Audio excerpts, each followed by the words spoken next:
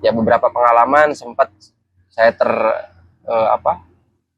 pernah ikut investasi bodong. Kemudian waktu itu saya juga pernah ditipu orang gitu.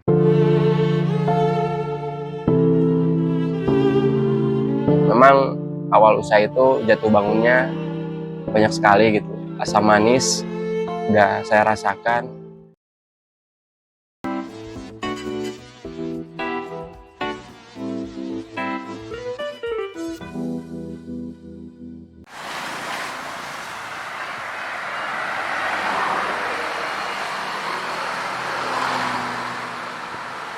Perkenalkan, nama saya Ganis Ginanjar Setia atau biasa dipanggil Gagan.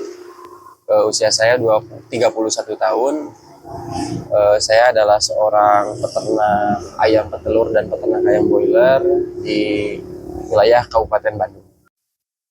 Awal mula saya terjun di bidang peternakan ini, terutama di peternakan ayam daging atau broiler dan peternakan ayam petelur adalah ketika kebetulan waktu itu saya setelah lulus kuliah, saya kerja sudah sesuai dengan linearnya. Maksudnya sudah bekerja di bidang peternakan dari 2016 sampai 2023, dan di 2023 karena kondisi pandemi ya, setelah pandemi akhirnya saya memutuskan untuk terjun langsung usaha di bidang tersebut.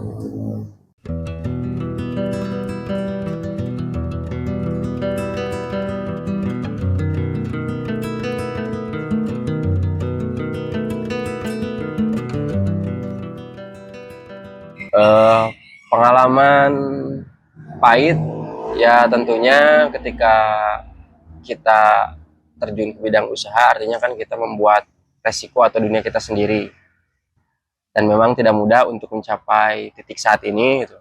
Awal mula dari sebuah usaha dengan skala kecil, tentunya dari segi segmen pasar, kemudian market, belum terlalu banyak dikenal orang dan juga belum banyak gitu. Tapi seiring berjalannya waktu, ya beberapa pengalaman sempat saya pernah ikut investasi bodong. Kemudian waktu itu saya juga pernah ditipu orang gitu.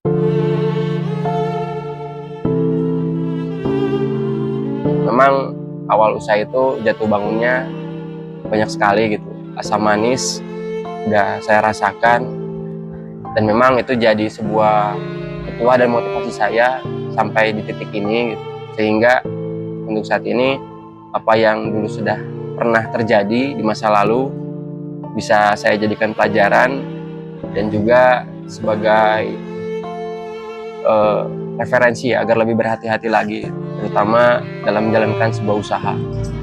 Alasan terbesar kenapa saya masih tetap survive sampai saat ini adalah, yang pertama, mungkin saya mengingat kembali lagi ke masa lalu apa yang sudah pernah saya alami, dari mulai ikut investasi bodong, kemudian ditipu orang, kemudian ya mungkin karena dampak peralihan ya, dulunya kita kerja terus beralih ke usaha, otomatis dampaknya bukan secara ekonomi saja gitu. Maksudnya dari segi terutama saya punya anak istri, untuk berkehidupan juga ada dampaknya juga gitu. Hubungan yang mungkin biasanya baik tiba-tiba jadi tidak baik. Ya sama halnya seperti yang orang lain katakan, 70% sampai 80% masalah rumah tangga itu karena ekonomi. Dan saya juga sempat merasakan di titik terbawah gitu. Tapi alhamdulillahnya saya masih bisa bertahan. Makanya itu jadi motivasi untuk saya bertahan adalah, saya bisa bertahan artinya saya sudah menang gitu, di posisi itu gitu. Dan alasan lainnya kenapa saya masih tetap mempertahankan usaha ini adalah para rekan atau teman-teman yang support usaha dari awal sampai di titik sekarang. Ya mereka ketika saya di bawah masih tetap ikut saya gitu. Makanya ya saya sebisa mungkin ingin membahagiakan orang-orang di sekitar saya, orang-orang yang saya sayang, terutama mereka yang sudah support saya gitu, karena ketika kondisi saya sedang di titik terendah gitu, tidak semua orang bisa mengerti, tidak semua orang bisa support saya, dan tidak semua orang juga bisa memahami gitu. Makanya orang atau circle yang ada sekarang itu adalah orang-orang yang akan saya terus dukung kembali gitu.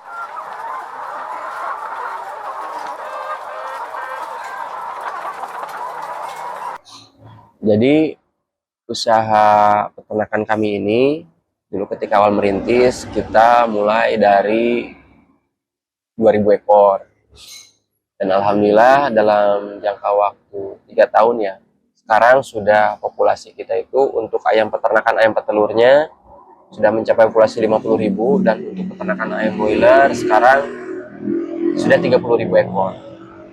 Jadi awal mula usaha ini adalah ketika memang dari dulu itu awal orang tua saya adalah seorang peternak yang bisa dibilang secara ekonomi, secara finansial, secara manajemen dan model bisnisnya sudah stabil gitu. Akan tetapi ketika masuk masa pandemi, bukan hanya sektor industri saja yang terkena dampak gitu ya, termasuk sektor agraris juga, ya khususnya bidang peternakan juga terkena dampaknya gitu. Pada saat itu usaha orang tua saya sempat goyah gitu, dan di titik itu kebetulan saya memutuskan untuk resign atau berhenti sebagai seorang karyawan gitu, dan memutuskan untuk mencoba support membantu orang tua saya. Sampai pada akhirnya kita coba untuk bergerak di bidang peternakan ayam petelur. Yang waktu itu kita mulai dengan populasi awal 2000 ekor, dan sekarang alhamdulillah sudah mencapai 50.000 ekor untuk populasi ayam petelur. Kemudian untuk mitra non internal ya, maksudnya jadi di luar perusahaan ini kita juga punya peternak mitra yang alhamdulillah kurang lebih sekitar 10 sampai 20 orang sudah ikut bergabung dengan kita. Dan memang tidak mudah untuk mencapai di titik ini. Jumlah karyawan kurang lebih sekitar 50 orang untuk yang bekerja di gudang, di kantor, kemudian juga di kandang, kurang lebih sekitar segitu. Cara saya atau strategi saya dalam mengembangkan usaha ini, yang pertama adalah menjalin hubungan personal ya, secara emosional gitu, terutama dengan peternak-peternak mitra. Yang saya tanamkan adalah bagaimana mengelola peternakan ayam petelur, meskipun itu skalanya skala kecil gitu, tapi dari sisi finansial dan manajemennya semua sudah terstandarisasi gitu. Karena dulu saya termasuk bagian dari orang yang berkecimpung di bidang itu gitu. Dan memang untuk saat ini tidak banyak juga peternak-peternak baru yang mengerti hal sepele seperti masalah harga pokok produksi. Kebanyakan kejatuhan adalah ketika harga pasar lebih rendah dibanding harga pokok produksi, yang secara tidak langsung dan secara terus-menerus tidak disadari gitu, yang akhirnya menyebabkan usaha mereka jatuh. Maka dari itu, untuk mitra-mitra yang bekerja sama dengan kita arahkan untuk bisa menghitung masalah harga pokok produksi, kemudian juga dari segi manajemen dan medikasi kita berikan SOP yang sudah kita jamin itu sudah termasuk standarisasi ya secara nasional gitu. Dan alhamdulillah dari yang 300 sekarang sudah sampai ke posisi 20.000, yang 1.000 sekarang sudah nyampe ke posisi 15.000. Dan juga peternak yang bermitra dengan kami, mereka juga punya mitra-mitra sendiri. Untuk omset ya, 50.000 ekor ayam petelur itu omsetnya kurang lebih sekitar 2,5 sampai 3 M lah, seperti itu. Dan untuk peternakan ayam broiler, untuk omsetnya populasi 10.000 mungkin ya, kurang lebih sekitar 1,8 lah, 1,7 sampai 1,8. Ada juga yang bisa mencapai 2 M.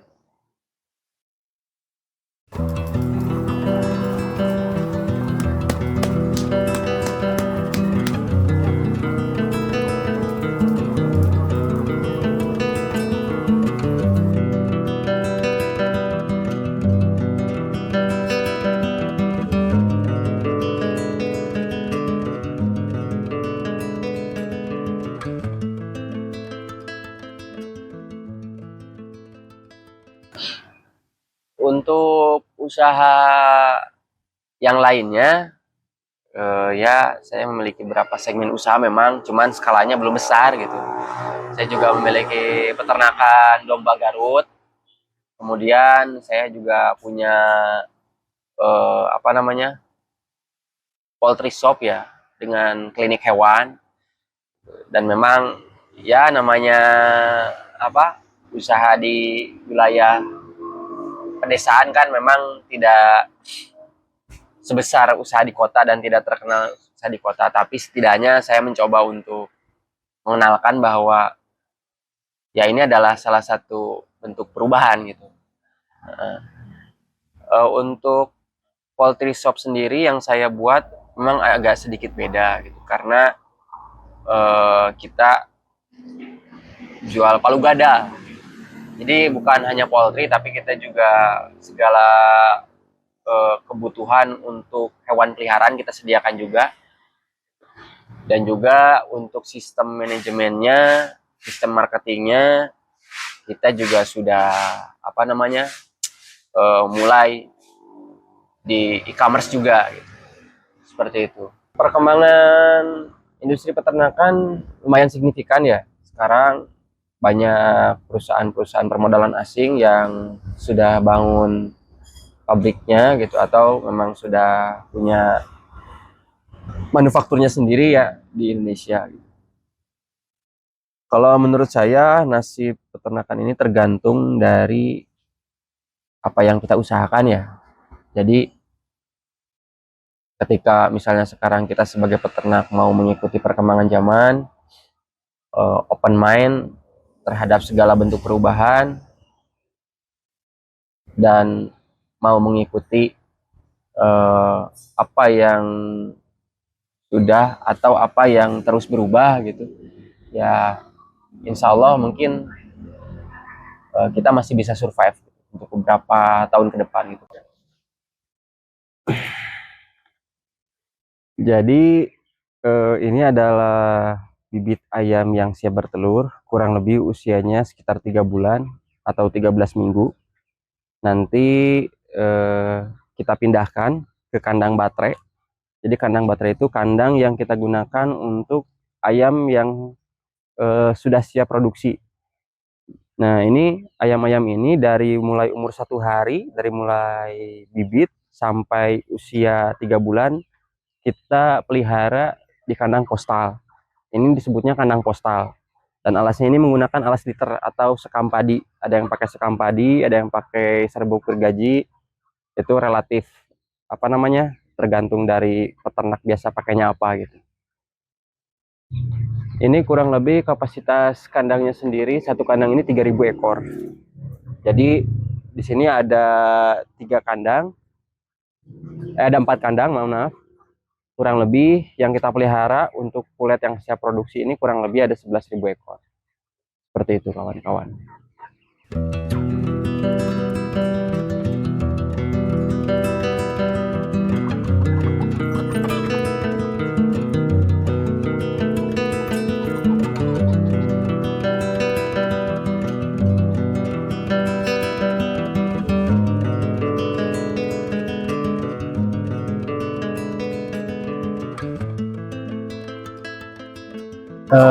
Ya, jadi ini adalah ayam petelur dengan populasi kurang lebih 1.500 ekor per kandangnya, dan telur yang dihasilkan perharinya kurang lebih sekitar 150 kilo.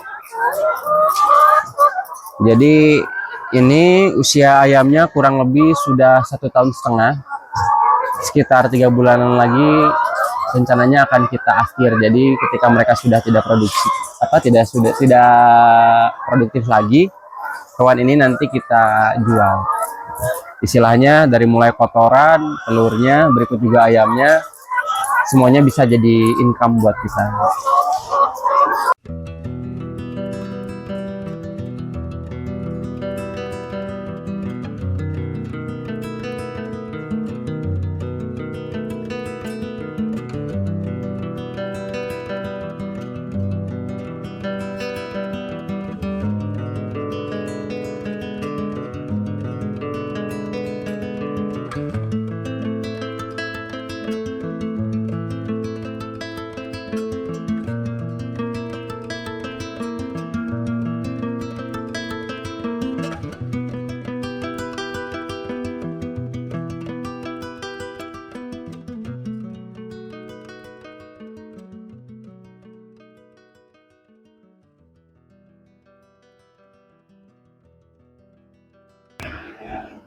Kenapa Genzi ini memang harus melirik profesi sebagai petani atau peternak? Jadi ada satu pernyataan yang saya sukai, bukan saya sukai ya, ini yang saya pikirkan gitu. Mayoritas Indonesia itu kan kebanyakan kaum buruh, kemudian juga karena negara kita negara agraris gitu ya, jadi terkenalnya masyarakat kita ini kebanyakan seorang petani. Dan petani itu identik untuk masalah ekonomi, kemiskinan itu cenderungnya ke petani gitu dan kaum buruh. Padahal sebetulnya petani itu tidak miskin gitu. Mereka itu punya pendapatan, tapi pendapatannya itu kurang untuk mencukupi kebutuhannya sehari-hari. Dan kebanyakan anak-anak atau ya remaja zaman sekarang kan, mereka menempuh pendidikan sampai di tingkat strata gitu, sampai menjadi sarjana, tapi kebanyakan mereka dibentuk sebagai pekerja, bukan sebagai seorang pengusaha. Artinya yang dari dulu mungkin atas-atasnya, orang tuanya, kakek, nenek moyangnya sebagai seorang petani, tidak bisa meneruskan usaha gitu, karena memang tidak ada generasi penerus gitu. Yang saya harapkan adalah cobalah untuk terbuka, cobalah untuk lihat potensi apa yang kita punya, karena Indonesia ini untuk potensi sumber daya alam begitu melimpah gitu, begitu banyak gitu, yang bisa kita manfaatkan gitu. Tetapi banyak orang yang tidak sadar gitu. Kenapa tidak sadar? Karena mereka tidak paham. Dan memang kedepannya peternakan adalah sumber protein hewani pertama di Indonesia gitu. Jadi tidak mungkin usaha peternakan ayam petelur, ayam pedaging gitu, tidak bisa digantikan dengan bentuk sintetis gitu. Jadi potensinya pasti masih bagus gitu. Ya harapan saya buat Genzi, semoga kedepannya mereka bisa lebih terbuka lah. Jadi jangan selalu melihat dari sisi industrinya gitu, tapi bagaimana caranya usaha-usaha di desa ini yang terbilang tradisional dengan teknologi yang ada bisa kita bawa ke sisi industri seperti itu.